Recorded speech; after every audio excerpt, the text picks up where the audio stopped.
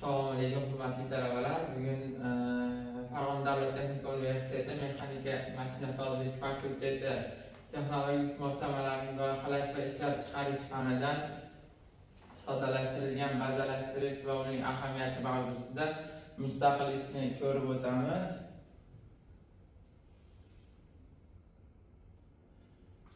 Bugungi mavzuyimizning rejalari: tushuncha va ahamiyat, soddalashtirilgan bazalashning afzalliklari, amaliy qadamlar va muvaffaqiyat hikoyalari.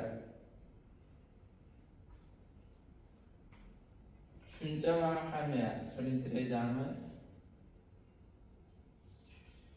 soddalashtirilgan bazalashtirish nima? Murakkab jarayonni osonlashtirish, zamonaviy loyihalardan keng qo'llanish.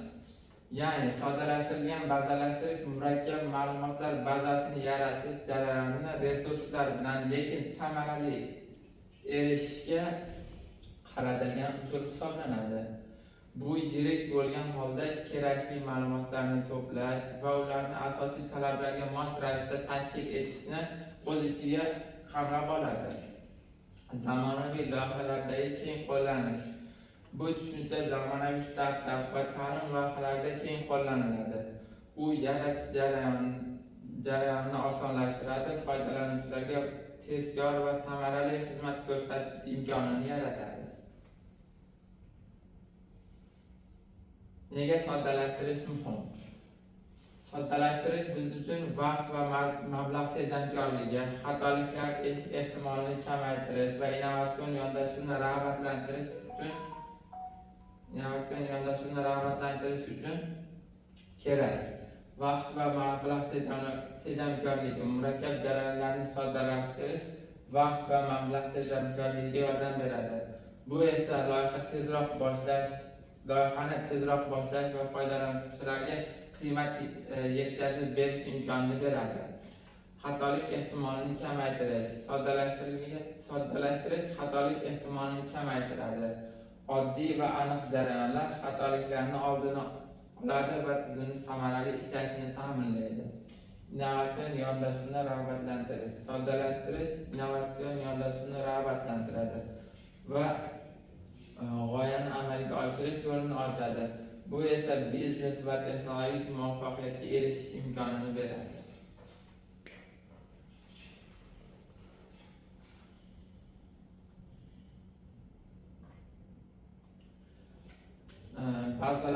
Soddalashtirilgan bazalikning afzalliklari.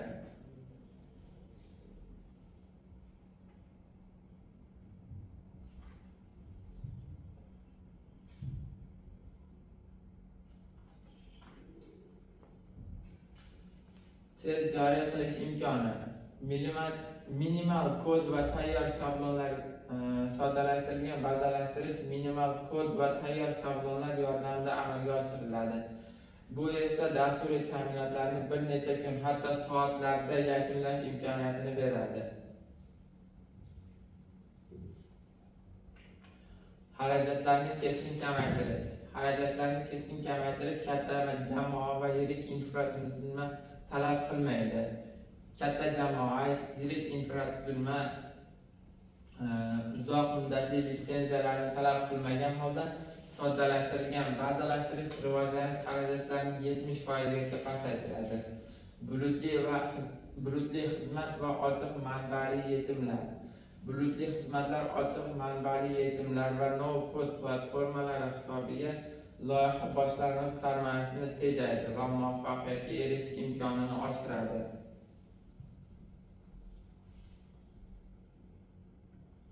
Moslashuvchanlik va kengayish.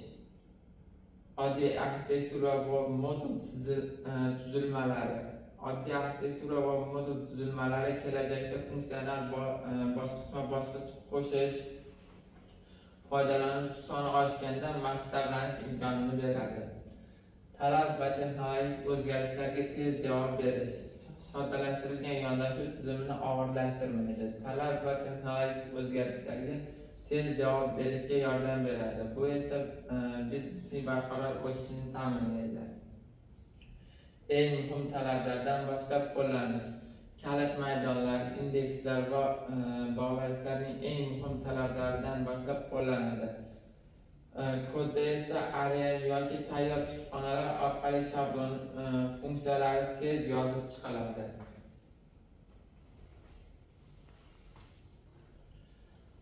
Amaliy qadamlar.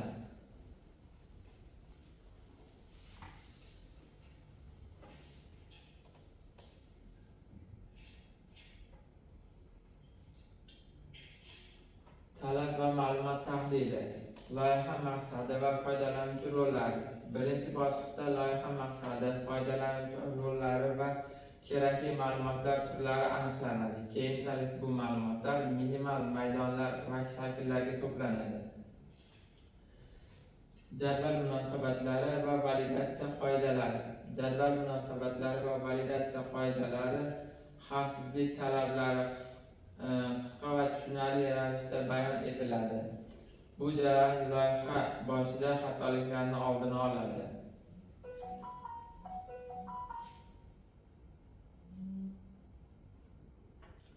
Minimal shablon va struktura. Yagona bosh jadval va asosiy jadvallar.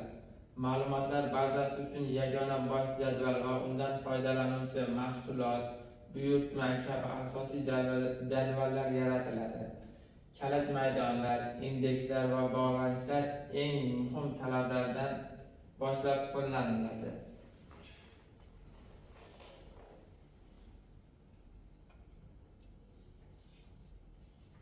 Real ma'lumotlar yuklash va so'rov tezligi. Yaratilgan bazaga real ma'lumotlar yuklanadi. So'rov tezligi, yozish va o'qish operatsiyalari tekshiriladi. Foydalanuvchi interfeysi orqali xatoliklar aniqlanadi va tuziladi. Qo'shimcha indekslar va filtrlar.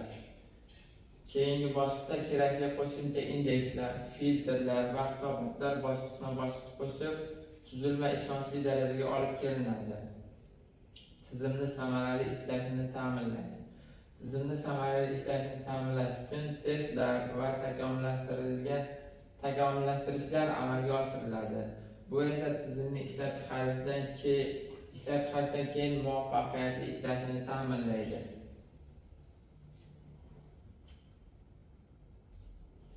Muvaffaqiyat hikoyalari. Startapda 48 soatda Mover e-commerce startup soddalashtirilgan Postgres shabloni. Birinchi misolda e-commerce startup soddalashtirilgan Postgres shabloni ishlatilib, 48 soat ichida tovar katalogi, savat va to'lov funksiyalari bilan MV taqdim etiladi. Investorlar boshlang'ich sarmoyasi. Bulutli serverda ishga tushirilgan tizim 1000 ta foydalanuvchi qamrab oladi va interfeysdan $100,000 boshlang'ich sarmoya oladi.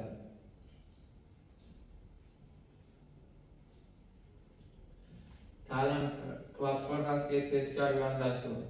Onlayn kurs platformasi Google Sheets va Firebase. Onlayn kurs platformasi Google Sheets va Firebase bilan bog'langan oddiy bazani tanladi. Bu yechim dars jadvalini, vazifa natijalarini va sertifikatlar ma'lumotlarini boshqarish imkonini beradi.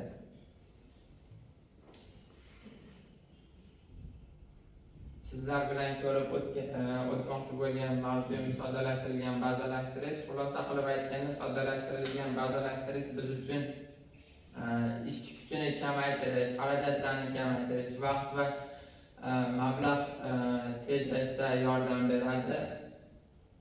Bu orqali biz o'zimizda sarmoya va harakatlarni